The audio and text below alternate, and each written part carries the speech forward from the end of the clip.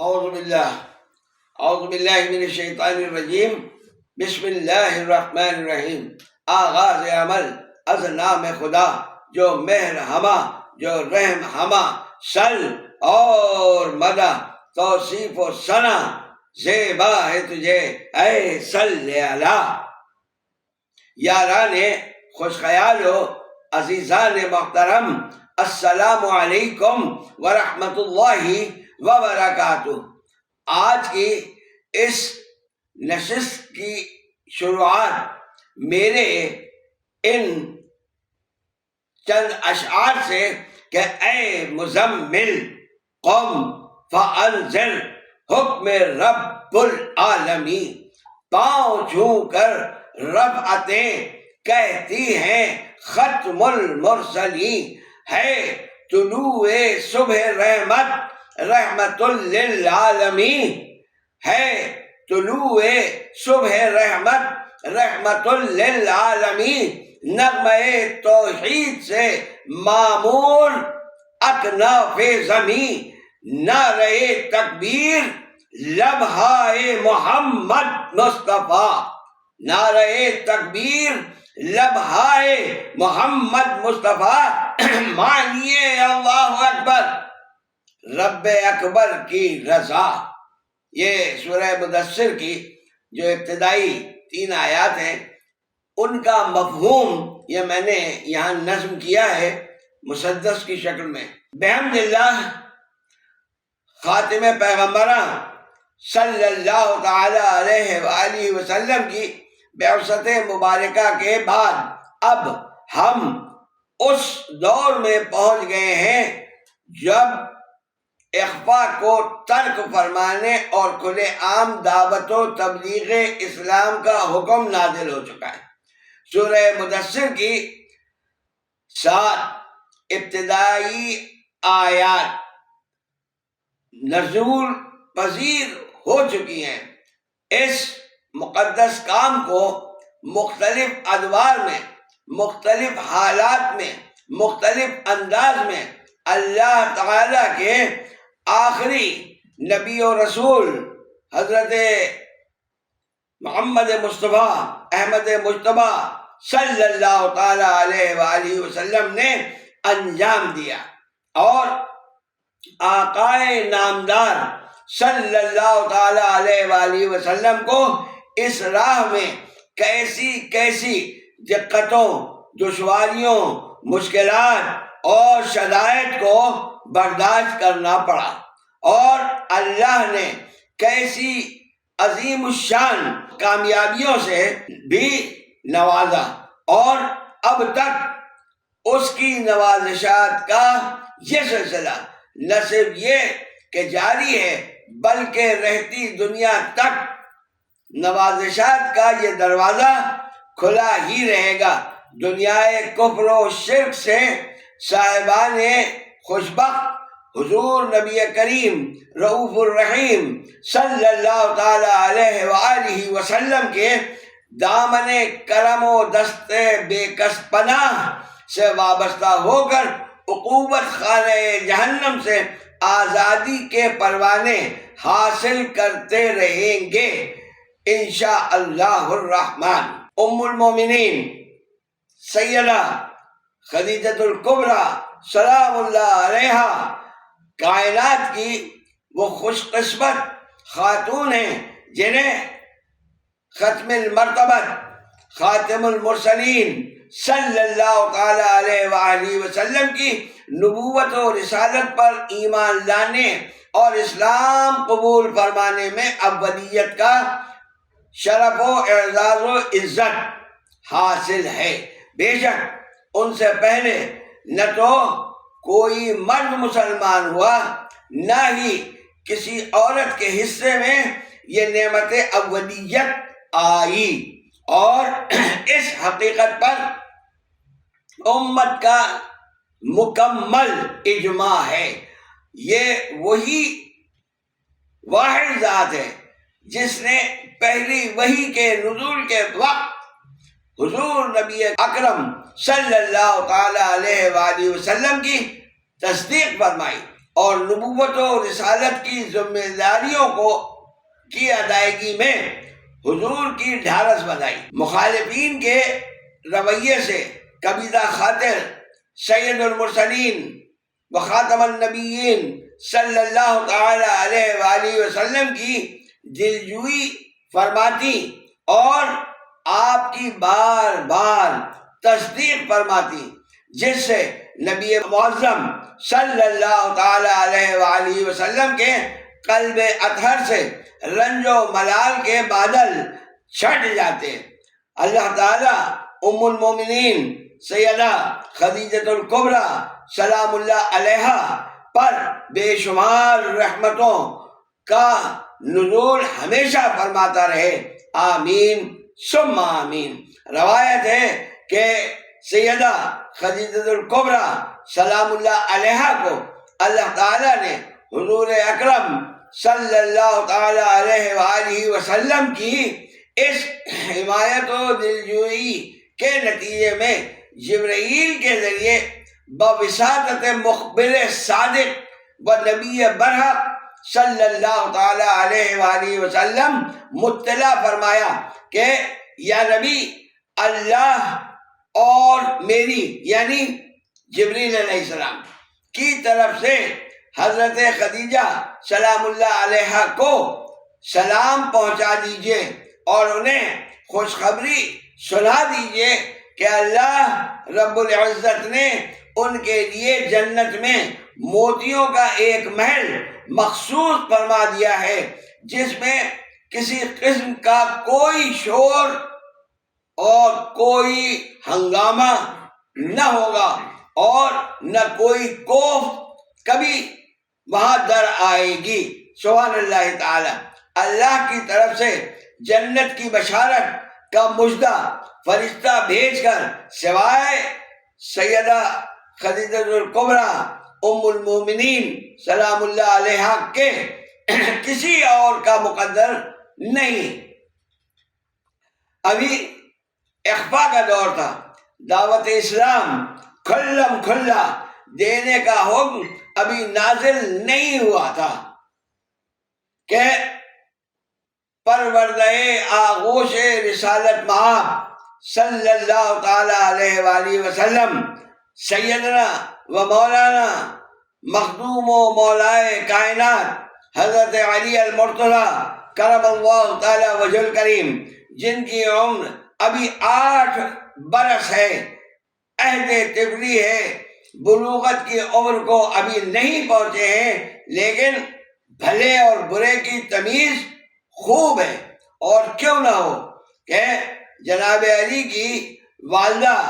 حضرت فاطمہ بنت اسد کا قول ہے کہ جب میرا یہ بچہ پیدا ہوا تو نبی کریم رؤوف الرحیم صلی اللہ تعالی علیہ وآلہ وسلم نے اس کا نام علی رکھا اور اس کے منہ میں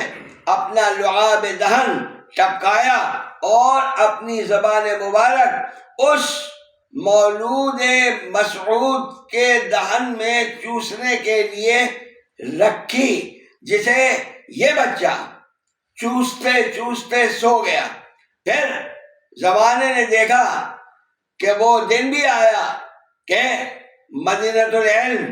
صلی اللہ تعالی علیہ وآلہ وسلم نے اس خوشنہاد بچے سیدنا علی المرتضیٰ کرم اللہ تعالی وجہ الکریم و رضی اللہ تعالی عنہ کو شہر علم کا دروازہ قرار دیا۔ جی ہاں، وہی علی المرتضیٰ کرم اللہ تعالی وجہ الکریم جنہوں نے سلونی کا نعرہ بلند کیا۔ منبر سلونی کے تاجدار ایک روز کاشانہ نبوی میں اس وقت باہر سے داخل ہوئے جب نبی مکرم اور ام المومنین سیدہ خدیجۃ الکبریٰ سلام اللہ علیہا اپنے رب کے حضور عبادت میں مصروف تھے، جسے نماز سے تعبیر کیا جاتا ہے۔ عبادت کا یہ انداز یقیناً جناب علی کرم اللہ تعالی وجہ الکریم کے لیے نیا تھا، اس لیے پوچھا کہ آپ یہ کیا کر رہے ہیں؟ جس پر رسول خدا صلی اللہ تعالی علیہ وآلہ وسلم نے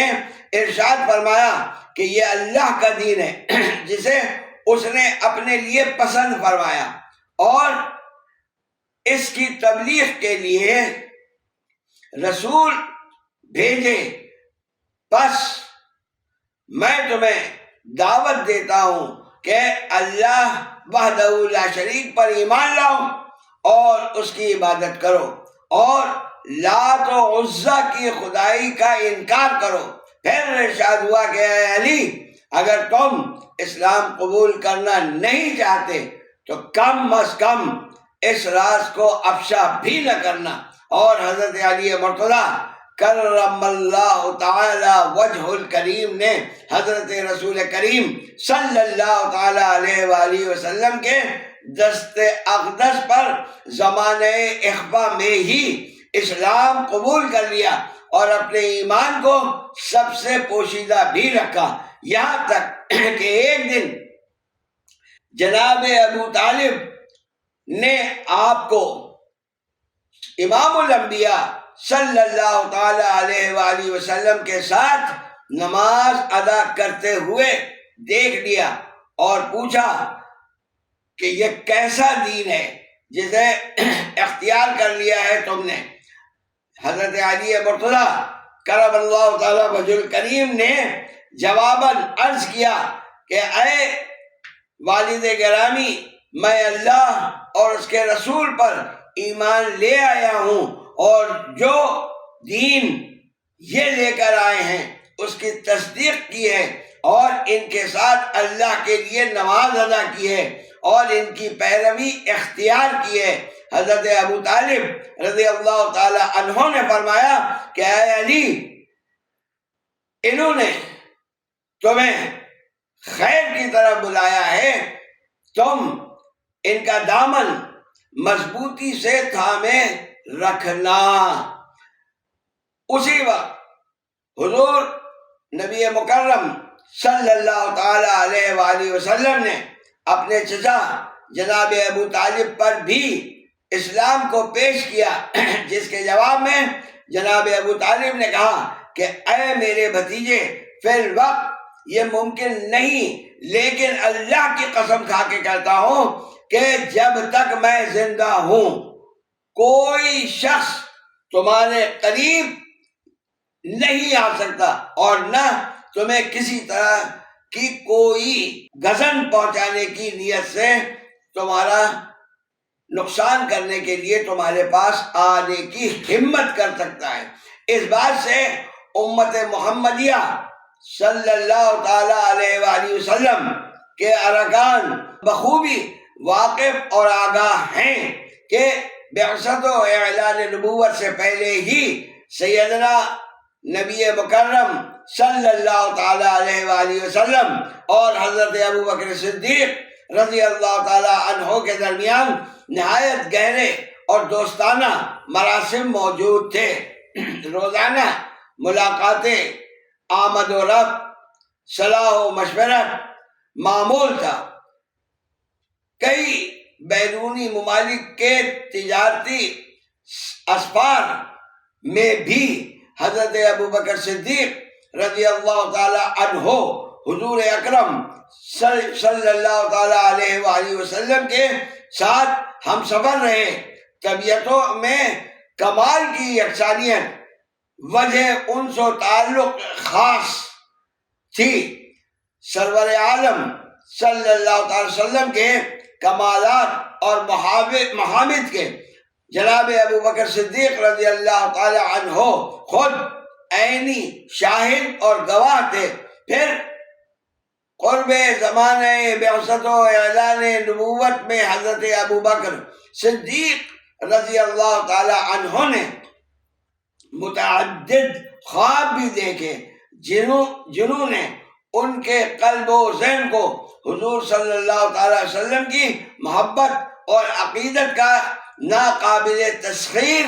قلعہ بنا دیا تھا۔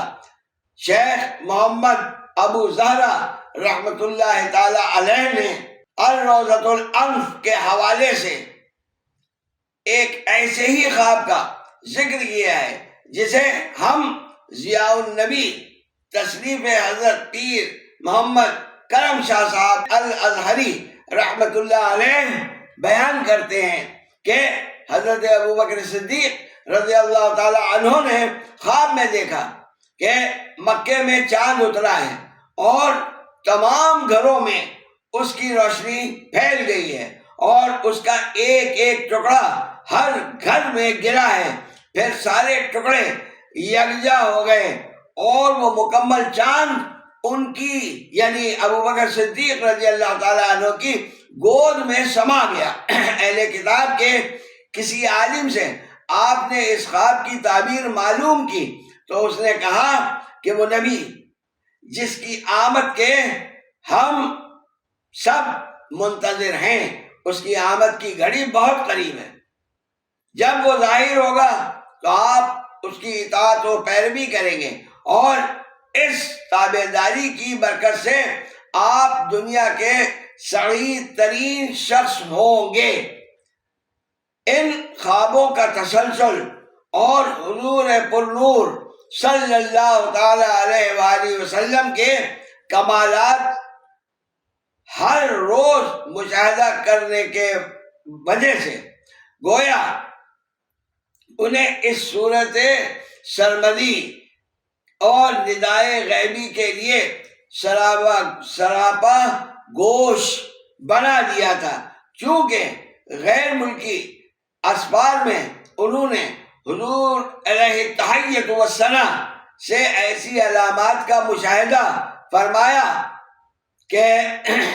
جو حضور صلی اللہ تعالی علیہ وآلہ وسلم کی عظمت و شان اور درخشاں مستقبل کی پیش گوئی کر رہی تھی، اور وہ ذہنی طور پر قطعی تیار تھے کہ جو ہی شمس نبوت چمکے اور دعوت حق کا اعلان ہو، لبیک اللہم لبیک کی پہلی صدائے تصدیق انہی کی ہو۔ اور یہی ہوا کہ ادھر حضور نبی کریم رؤوف الرحیم صلی اللہ تعالی علیہ وآلہ وسلم نے انہیں اسلام قبول کرنے کی دعوت دی تو بے جھجک اور بے تردد انہوں نے اسلام کو قبول فرمایا اور بحمد اللہ و بفضلہ تعالی رضی اللہ تعالی عنہ کے اعزاز و اکرام سے مشرف گردانے گئے۔ سیدنا صدیق اکبر رضی اللہ تعالی عنہ صرف ایمان ہی نہیں لائے بلکہ پوری تندہی کے ساتھ اشاعت اسلام اور تبلیغ دین حنیف میں مصروف اور سرگرم ہو گئے۔ اسلام کی ترویج کے لیے ان کی مساعی جلیلہ مکمل ایک علیحدہ باب ہے جس پر اس نشست میں گفتگو قطعی ناممکن۔ اس لیے فی الحال اس دعا کے ساتھ فی امان اللہ کہ اللہ رب العالمین جملہ مومنین و مومنات مسلمین و مسلمات کو دارین میں کامیاب و کامران و بامراد اور فلاح یافتہ فرمائے اور ہمارے پاکستان کی حفاظت فرمائے، آمین ثم آمین، والسلام۔